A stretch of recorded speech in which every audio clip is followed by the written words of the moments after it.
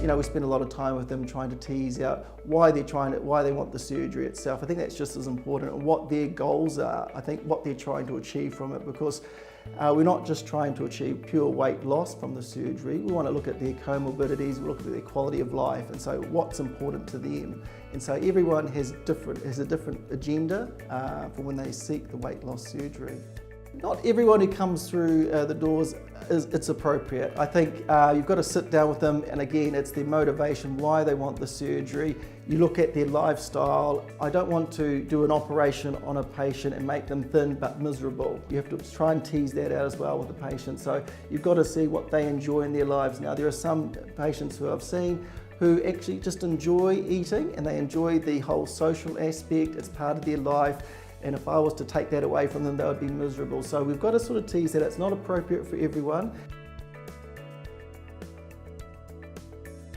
There's a few aspects to that. The first is that you need to have an objective issue with your weight.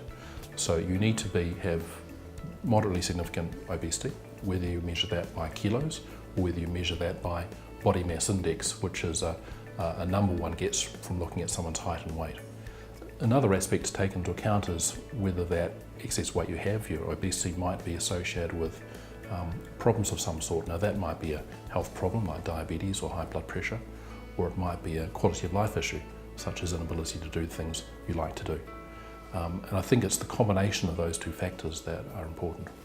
Although most people have been thinking about this for some time preparing, not everyone has, and we can't assume that people have done that amount of preparation. So we see our job as making sure that this is the right person to be considering surgery, that they've got enough to gain.